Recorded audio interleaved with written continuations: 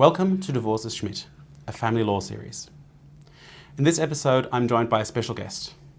Robert Heath KC is a leading commercial silk at the Victorian Bar. In addition to his busy and broad advocacy practice, Rob is a highly sought-after mediator and arbitrator, both in Australia and overseas. I had the privilege of being led by Rob in a matter in the Major Complex Financial Proceedings list in 2023, Rob's first foray into family law. That included a 2-day interlocutory stoush, primarily about our topic of discussion in this episode, asset preservation orders.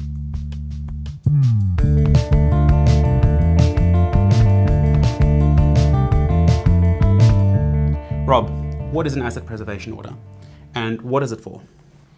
The purpose of granting an asset preservation order is to prevent the frustration or inhibition of the court's process by seeking to meet a danger that a prospective judgment of the court will be wholly or partly unsatisfied. And how does an asset preservation order operate? Asset preservation orders operate to prevent the party against which they are made from divesting or dissipating assets.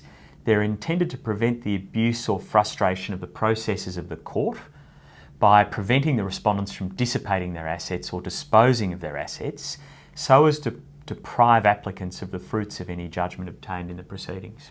Okay, so an asset preservation order is a species of interlocutory injunction. In the family law context, we're looking at Section 114, subsection 3 of the Family Law Act.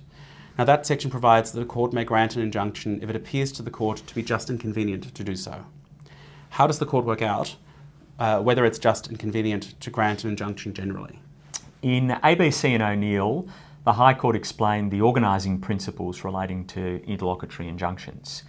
According to these principles, on such applications, the court must make 2 inquiries. The first inquiry is whether the applicant has demonstrated a sufficient likelihood of success to justify in the circumstances the preservation of status quo pending trial. And the second inquiry is whether the balance of convenience favours the granting of the injunction sought. I'm guessing, Rob, that the first limb there is quite important in general civil litigation where a plaintiff or applicant needs to make out a cause of action. In the context of family law property proceedings, that will virtually always be satisfied, won't it? Yes, I think so. And how does the court determine the balance of convenience in the second limb of that test? In order to succeed in obtaining an asset preservation order, an applicant must demonstrate the following. First, a sufficient probability that they will obtain a favourable judgment, which, as we've just touched on, is usually given in a family law property case. And second, the risk that, if not restrained by order of the court, the respondent will do something that brings about an unjustifiable dissipation of assets under the respondent's control, with the consequence, Johannes, that this will interfere with the due administration of justice. And third, as a matter of discretion, the order ought to be made. So the real meat is in the second limb there, isn't it? A risk of unjustifiable dissipation of assets under the respondent's control. How does the applicant for the asset preservation order show that?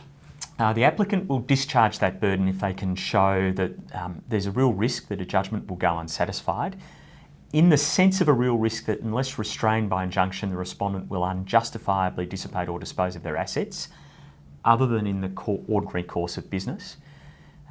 Second, unless the respondent is restrained by injunction, assets are likely to be dealt with in a way such as to make enforcement of any judgment more difficult, unless those dealings can be justified for normal and proper business purposes. Okay. And what's the level of evidence required to demonstrate a real danger of judgment frustration? The applicant must show by evidence and not by assertion that there's a real danger of dissipation of assets, such as to render the judgment wholly or partly ineffective. The applicant must prove facts from which a prudent, sensible commercial person can properly infer a danger of default if assets are removed from the jurisdiction or dissipated. So it can't just be a fear or speculation on the part of the applicant that the respondent might do something dodgy. And a prudent person needs to be able to draw an inference of danger of default from the evidence. What if conflicting inferences are open on the evidence? In 1952, the High Court in Luxton and Vines held that courts cannot draw the appropriate inference if the admissible evidence gives rise to conflicting inferences of equal degrees of probability, so that the choice between them is mere matter of speculation or conjecture. And you said earlier that the third limb of the test is whether, in the court's discretion, the order ought to be made. What does the court consider there? Courts must consider the customary discretionary calculus. What does that involve? First and foremost, analysing the first and second considerations together, and doing so with an appreciation of both the underlying purpose of the rule and the relative risks of granting or withholding relief. Second, considering other matters such as the breadth of the orders sought and the likely impact of those orders upon the person against whom it's made, and also upon third parties. Okay, and is there any remedy for the respondent or third parties if they suffer losses because of the asset preservation order being made? Yes, on the assumption that it should not have been made as things turn out, courts look back to an undertaking as to damages which the applicant may have had to have provided, and the authorities make it clear that ordinarily an application for an asset preservation order should be coupled with the giving of an undertaking as to damages by the applicant. Okay.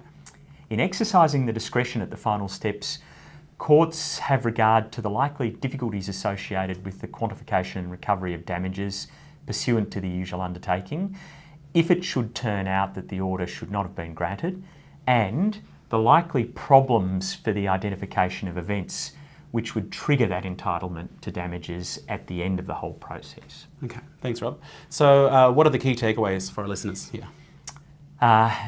First, there needs to be a real risk of unjustifiable dissipation of assets, not justifiable dissipation. It has to be unjustifiable. Second, there needs to be a risk that such dissipation will undermine the administration of justice. And third, there must be evidence of the risk, not mere speculation or conjecture, and not assertion. That won't cut it. Yeah, so actual evidence. And Rob, a lot of the authorities on asset preservation orders come from outside the family law sphere. For the people listening to this who, like me, are mere family lawyers, where can they find all of the citations for the principles that you've spoken about today? Mercifully, Johannes, they're all set out in our article in issue 1 of volume 33 of the Australian Family Lawyer, which is published by the Family Law section of the Law Council of Australia. Okay, Rob, thank you so much for joining me and for your insights on asset preservation orders. My pleasure. Thanks for having me. This is Robert Heath KC. I'm Johannes Schmidt. Thank you for listening.